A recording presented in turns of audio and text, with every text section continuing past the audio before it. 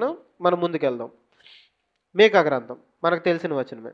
యేసుక్రీస్తు వారు అనటానికి మీకు సింపుల్గా అర్థం కావటానికి మీకా గ్రంథం 5వ అధ్యాయం. మీకా గ్రంథం 5వ అధ్యాయం రాసుకుంటూ వినండి. మీకా గ్రంథం 5వ అధ్యాయం 2వ వచనం.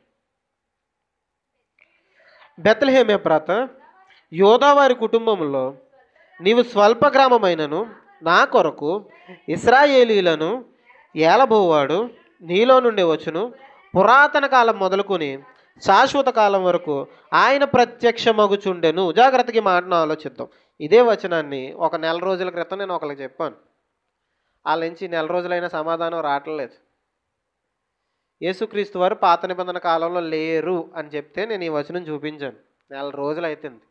నెల రోజుల నుంచి నేను అడుగుతానే ఉన్నాను, నేను చెప్పిన వచనానికి అర్థం చెప్పని. No response. ఈ వచనాన్ని చదువుదాం చూడండి. 2వ వచనం. బెత్లెహేము ఎఫ్రాత, యోదావారి కుటుంబంలో నీవు స్వల్ప గ్రామమైనను నా కొరకు ఇశ్రాయేలీలను ఏలబోవాడు నీలో నుండే వస్తాడు. ఇది ఎవరి కోసం వాగ్దానమో తెలుసా? యేసుక్రీస్తు వారి కోసం వాగ్దానం. ఎక్కడ పుడతారని? బెత్లెహేములో పుడతారు. బెత్లెహేమ, నువ్వు చిన్న గ్రామం అని ఏం బాధపడకు, ఇశ్రాయేలీల్ని ఏలబోయే రాజు నీలో నుండే వస్తాడు అని బెత్లెహేము కోసం వాగ్దానం. ఇప్పుడు జాగ్రత్త గమనించండి. ఆ తర్వాత మాట, ఆ మాట ఇంకా కంప్లీట్ అవ్వలేదు. ఇశ్రాయేలీల్ని ఏలబోవాడు నీలో నుండే వచ్చును. పురాతన కాలం మొదలుకొని శాశ్వత కాలం వరకు ఆయన ప్రత్యక్షమగుచుండెను. బెత్లెహేములో పుట్టబోయే ఆ రాజు, ఇశ్రాయేలీల్ని ఏలబోయే ఆ రాజు పురాతన కాలం మొదలుకొని శాశ్వత కాలం వరకు ప్రత్యక్షమవుతాడట. ఏం చేస్తాడు అంటే కనిపిస్తాడు. యేసుక్రీస్తు వారు పురాతన కాలం మొదలుకొని శాశ్వత కాలం వరకు ప్రత్యక్షమవుతారు. పురాతన కాలం అంటే ఈ భూమి స్టార్ట్ అయిన దగ్గర నుంచి, శాశ్వత కాలం అంటే ఈ భూమి ఎండ్ అయ్యేంత వరకు, అంటే కాలం అనేది, టైం అనేది ఉండేంత వరకు కనిపిస్తూనే ఉంటారట. జాగ్రత్తగా విందాం. కాలం అనేది ఉన్నంత వరకు ఆయన కనిపిస్తూనే ఉంటారట. ఎక్కడ కనిపించారు? ఎప్పుడు కనిపించారు? ఎలా కనిపించారు అని నేను ఒకళ్ళ క్వశ్చన్ అడిగాను. ఇప్పుడు వరకు సమాధానం రాలేదు. ఇప్పుడు ఆలోచించండి. మిమ్మల్ని అడుగుతున్నాను నేను. యేసుక్రీస్తు వారు పురాతన కాలం మొదలుకొని శాశ్వత కాలం వరకు ప్రత్యక్షమవుతారు. జాగ్రత్తగా ఉందాం. పురాతన కాలం మొదలుకొని శాశ్వత కాలం వరకు ఆయన ప్రత్యక్షమవుతారు. ఎప్పుడు ప్రత్యక్షమయ్యారు? ఎక్కడ ప్రత్యక్షమయ్యారు అని అంటే ఇప్పుడే మనం చూసాం. ఎక్కడ ప్రత్యక్షమయ్యారు?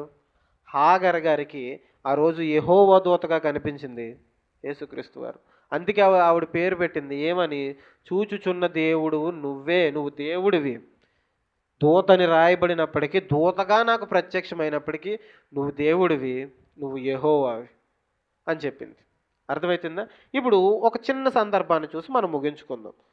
ఆ యెహోవా దూత ఎవరు అనే దానికోసం మనకి మరింత స్పష్టత రావడానికి ఒక సందర్భాన్ని ఆలోచించి మనం ముగించుకుందాం. నిర్గమకాండం 3వ అధ్యాయం. ఈ సందర్భం మనం ధ్యానిస్తే స్పష్టంగా మనకి అర్థమవుతుంది. నిర్గమకాండం 3వ అధ్యాయం మొదటి నుంచి కొన్ని వచనాలు మనం చదువుకుందాం చూడండి. మోషే మిద్యాను యాజకుడైన యిత్రోను తన మామ మందను మేపుచు ఆ మందను అరణ్యము ఆవలకు తోలుకొని దేవుని పర్వతమైన హోరేబునకు వచ్చెను. ఒక పొద నడిమిని అగ్నిజ్వాలలో యెహోవా దూత అతనికి ప్రత్యక్షమైన. మరలా యెహోవా దూత కనిపిస్తుంది చూడండి. మోషే గారు ఉన్నారు. జాగ్రత్త విందాం, ముగించేసుకుందాం. మోషే గారు తన మామ మందల్ని మేపుతున్నారు. ఐగుప్తు నుంచి పారిపోయి ఎక్కడున్నారు? ఇప్పుడు మిద్యాను అరణ్యంలో ఉన్నారు. మిద్యాను అరణ్యంలో యిత్రో అనే తన మామ మందల్ని మేపుతున్నారు. గొర్రెలు మేపుకుంటున్నారు. గొర్రెలు మేపుకుంటూ ఎక్కడికి వచ్చారట? హోరేబుకు వచ్చారట. హోరేబు పర్వతం దగ్గరికి వస్తే అక్కడ జరుగుతున్న విషయం చూడండి. 2వ వచనం. ఒక పొద నడిమి అగ్నిజ్వాలలో యెహోవా దూత అతనికి ప్రత్యక్షమైంది. పొద నడిమి అంటే పొద మధ్యలో ఒక పొద ఉంది. ఆ పొద మధ్యలో ఎవరు కనిపించారట? జాగ్రత్తగా వినండి, కొంచెం జాగ్రత్తగా వినండి, ముగించేసుకుందాం. ఆ పొద నడిమిలో ఎవరున్నారు? యెహోవా దూత ఉంది. పొద నడిమి అంటే పొద మధ్యలో యెహోవా దూత ఉంది.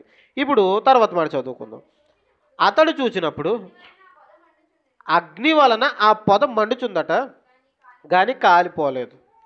అప్పుడు మోషే, ఆ పొద ఏల కాలిపోలేదు, నేను ఆ తట్టు వెళ్ళి ఈ గొప్ప వింత చూచేదని అనుకొని ఏమనుకుంటున్నాడట ఆయన, ఆ పొద నడిమిని యెహోవా దూత ఉంది. ఎవరున్నారు? యెహోవా దూత ఉంది. ఆ యెహోవా దూత పొద నడిమిని ఉండటం వల్ల ఆ పొద మండుతుందట, కానీ కాలిపోవట్లేదట. ఇప్పుడు మనం మంట వేసామనుకోండి, మండుతుంది, కాసేపటికి ఏమైపోద్ది, బూడిదైపోద్ది, బూడిదైపోయి కాలిపోతుంది. కానీ ఎంతసేపు అయినా మంట వస్తుంది, కానీ ఆ పొద మాత్రం కాలిపోవట్లేదట. ఏంటి వింత అని చూద్దామని మోషే గారు ఆ పక్కకి వెళ్తున్నారట. ఆ పక్కకి వెళ్ళటం ఎవరో చూస్తున్నారట, చూద్దాం చూడండి. దానిని చూచుటకు అతడు ఆ తట్టు వచ్చుట యెహోవా చూశాడట. అర్థమవుతుందా? పొద నడుమున ఎవరున్నారు? మరలా అడుగుతున్నాను, పొద నడుమున ఎవరున్నారు? యెహోవా దూత. మోషే ఆ పక్కకి రావటం ఎవరు చూశారట? యెహోవా చూశాడట. తర్వాత మాట చూద్దాం. దేవుడు ఆ పొద నడిమి నుండి మోషే మోషే అని పిలిచాడట. మీకు అర్థం కావాలి, పొద నడిమిన ఉంది ఎవరు? అటువైపు వస్తుందిగా, చూస్తుంది ఎవరు? యెహోవా. ఇప్పుడు చూడండి, దేవుడు ఆ పొద నడిమి నుండి మోషే మోషే అని పిలిచాడట. పొద నడిమి ఉన్నది ఎవరు? ఇప్పుడు పొద నడిమి నుంచి మాట్లాడుతుంది ఎవరు? ఇప్పుడు పొద నడిమిన ఉన్నది యెహోవా దూత, దేవుడా? అర్థం అవ్వాలి మీకు.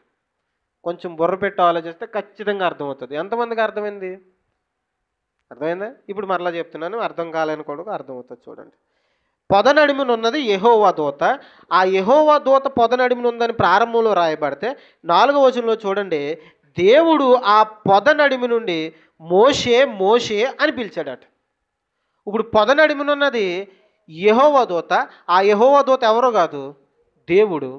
దేవుడు మాట్లాడుతున్నాడు. అంటే యెహోవా డైరెక్ట్గా ఇప్పటివరకు ఎవరితో మాట్లాడలేదు. మాట్లాడుతుంది ఎవరు? యేసుక్రీస్తు వారు. ప్రత్యక్షమవుతుంది ఎవరు? పురాతన కాలం నుంచి శాశ్వత కాలం వరకు ప్రత్యక్షమవుతుంది ఎవరు?